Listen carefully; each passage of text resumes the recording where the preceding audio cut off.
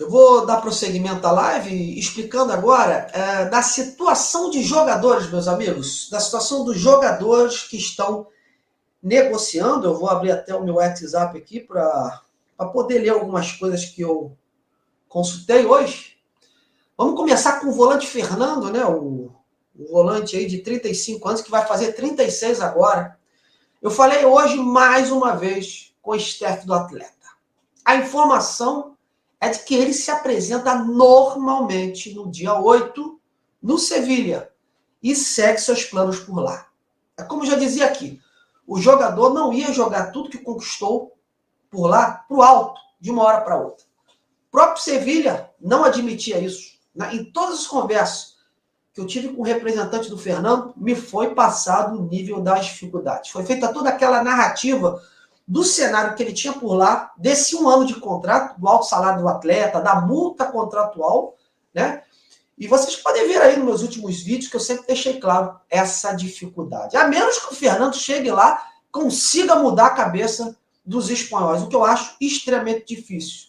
Entendeu? A família dele está toda adaptada lá. E neste momento é um nome que, olha, esfriou muito, muito, muito. Então, para mim, zero surpresa dessa situação do jogador ter esfriado, como foi noticiado por alguns colegas no dia de hoje. A situação do Lian é a mesma. Muito difícil de caminhar se não botar grana na mesa. Entendeu? Muito difícil isso. O Vasco fez aquela proposta de 1 milhão de euros para pagar depois a perder de vista. Desta forma, não vai ter negócio. Entendeu? Então, é muito difícil. É outro jogador aí que dificilmente virá para o Vasco se o Vasco não fizer uma proposta concreta em termos de números. O jogador, óbvio, ele tem vontade de regressar ao Brasil, já demonstrou isso ao Vasco, né? Já houve um certo acordo de salários, mas tem que acertar com o clube detentor. E estão ocorrendo outras propostas por lá, pelo jogador, e isso faz criar meio que um leilão, entendeu? Então, se o Vasco não colocar dinheiro na parada, não vai trazer o Leão.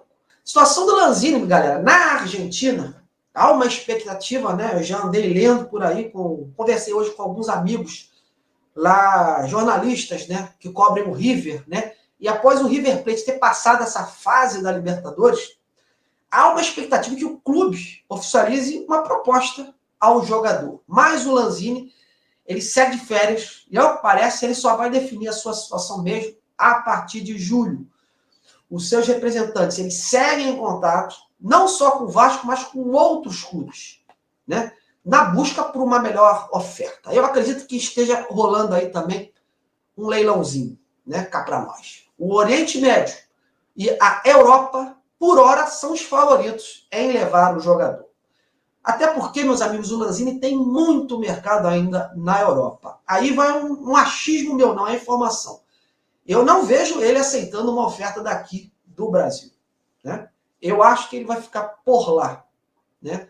Então, mais futebol, tudo é possível, né, meus amigos? Vamos falar de um outro jogador que se vislumbra por aí, que é o Rodrigo Zalazar. O pessoal está perguntando aqui, né? Estão falando muito desse garoto aí de 23 anos, que o São Paulo entrou na parada hoje, né? A imprensa da Argentina, principalmente, da imprensa uruguaia, né, está especulando aí que o Vasco tenha feito uma proposta na casa dos 3 milhões de euros. Inclusive, o próprio colega do Lance, o Joel Silva do Lance, informou isso hoje, né, numa matéria que ele fez. Porém, meus amigos, é preciso ver essa forma de questão de pagamento, né? Porque o Vasco já andou tendo problemas, né, com isso. A repercussão negativa por falta de pagamento dos outros clubes acaba influindo diretamente nessa questão. Outra coisa, se for para comprometer o orçamento em busca de outras peças só para trazer uma peça só, eu não traria, entendeu? Iria até contra o discurso, né, adotado pelo Brax, né, de que ele não faria loucuras nessa janela por um único jogador.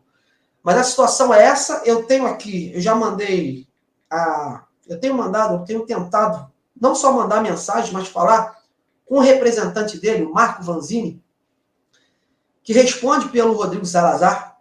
Eu estou tentando falar com ele desde o dia Desde sábado eu estou tentando falar com o Marco Vanzini. Ele não responde às minhas mensagens, não atende às minhas ligações, e eu creio que realmente esteja tendo alguma coisa nesse momento, e que ele não quer falar, até porque pode atrapalhar as negociações. O que eu soube é que os representantes do Salazar estavam tentando botar o jogador em clubes brasileiros. E o Vasco foi procurado. Realmente houve um interesse pelo jogador, apesar daquele discurso que o Vasco está buscando jogadores experientes, né? Que esse era o discurso que o Vasco ia buscar jogadores experientes, né? Tanto que procuraram o Lanzini para o meia, para a meiuca.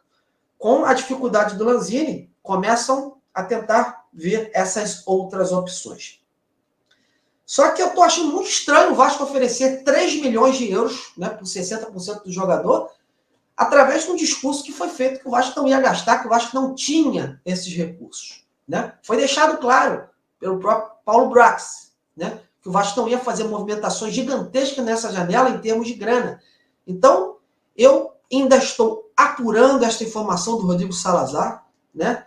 É muito disse-me-disse, de que o clube está negociando, que tem isso, tem aquilo. Hoje São Paulo já entrou na parada.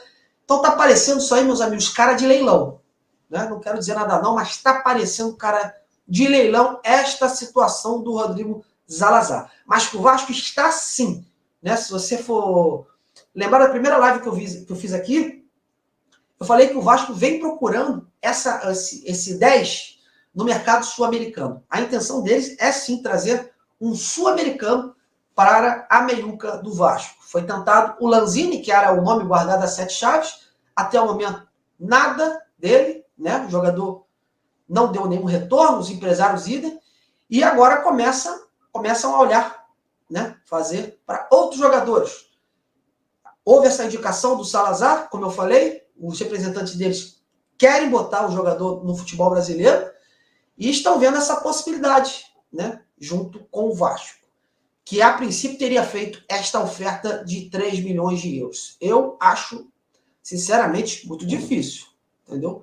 Por conta de todo esse discurso que foi adotado. Aqui eu não vou enganar o torcedor, atrás de cliques, não vou enganar a galera aí, dizendo que é fácil, que não é. Eu, desde o início, eu venho pautando as minhas informações com base no que eu recebo. Se fechar, ótimo, né? Mas eu acho que, desde que não comprometa as finanças para contratar outros jogadores, que o Vasco está precisando de muito mais, né? Eu acho que o Vasco tinha que contratar um jogador para o ataque, para substituir ser reserva ou até titular, né, na vaga do Pedro Raul. Tem que contratar mais um atacante de flancos, entendeu? Estão botando muita responsabilidade nos jovens, né? E principalmente meio campo, né? A meiuca do Vasco está pobre. O Vasco hoje é um time pobre em termos de criação, entendeu? E outra coisa, o Campeonato Brasileiro é um campeonato longo. Machucou o jogador, tipo, contrata o Lanzini, sai o Lanzini, quem é que vai entrar ali? Entendeu? Então você tem que ter peça de reposição à altura. Você vai botar um jovem para jogar toda a responsabilidade nas costas dele? Complicado, né?